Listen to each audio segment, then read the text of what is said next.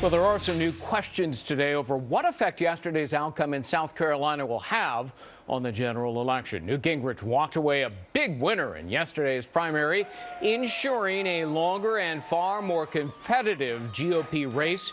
And now some top Democrats and Republicans are at odds over what impact this will have on the candidates and on President Obama's reelection. Here's both sides. I want to see this thing continue because iron sharpens iron, steel sharpens steel. These guys are getting better in their debates. They're getting more concise. They're getting more grounded in what their beliefs are and articulating what their ideas are to get the country back on the right track and get Americans working again. I think in the Republican field's case, because they are so extreme and because they are hugging the right and they've embraced the Tea Party extremism, the more that all voters see just how extreme they are, the more damage that this is going to do to them, because ultimately there'll be a very dramatic contrast when come the general election, one-on-one. So who's right about this? Joining us now for a fair and balanced debate, Justin Sayfie, who is a former spokesman for Florida Governor Jeb Bush. Jamu Green joins us, former president of the Women's Media Center and a Fox News contributor. Good to see you both. Justin, let me start with you. 1980, by the time Jimmy Carter secured the nomination at the convention, I mean, he had been so bruised and battered by Ted Kennedy during a protracted primary. Carter was largely disabled, leading to his defeat. Could a long and ugly fight now among Republicans only help to re-elect President Obama? You know, I really don't think so. I agree with Sarah Palin on this. I think that the nomination for the Republicans should be hard fought. It's likely, in my view, that the winner of the GOP primary will be the next president of the United States, and that should come through a long campaign. It should come, and actually, I think it'll benefit. And you look to 1980, I look to 2008. Hillary Clinton and Barack Obama had a long-fought primary battle, and even here in my home state of Florida, Hillary Clinton beat Barack Obama here in Florida, yet Barack Obama carried Florida in the general election. So from that perspective, I don't mind having a hard-fought primary campaign for our nomination. Jimmy, what about that? I mean, the more recent example that Justin points out is a good one. Long and brutal battle 4 years ago between Hillary Clinton and Barack Obama, and it did serve to hone Obama's skills. It, of course, aired all the dirty laundry well in advance. And you know what? The constant media attention only seemed to elevate his stature and his candidacy as the nominee.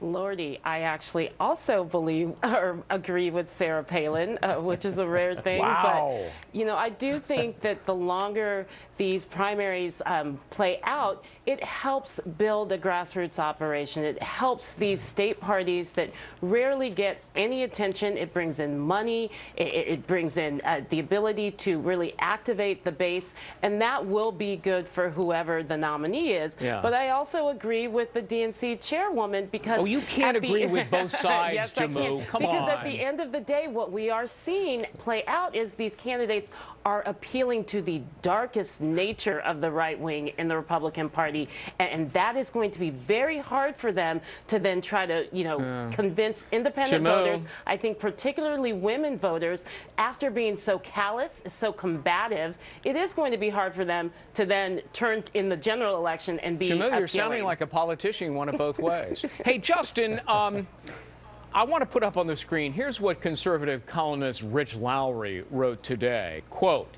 if Romney can't right himself and Gingrich goes on to win Florida, every major elected Republican in the country will panic.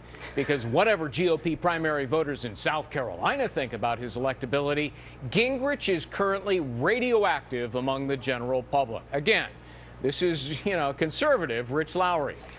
Does he have a point? Well, I don't know, quite honestly. I think it's hypothetical, and we don't know what will happen. I think that Florida is a much different state than South Carolina, New Hampshire, or Iowa. And so from that perspective, I mean, I understand what he's saying. He's saying that a lot of Republicans are concerned about having Newt Gingrich at the top of the ticket because his negatives are so high across the country.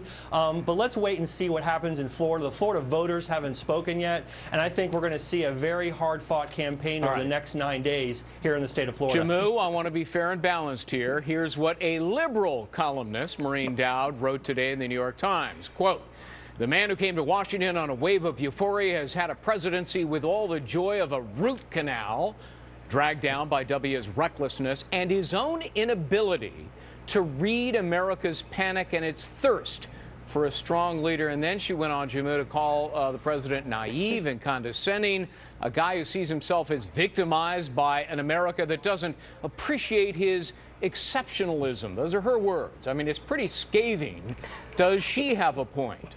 Look, Maureen Dowd has a way of pushing buttons. That's a part of her brand.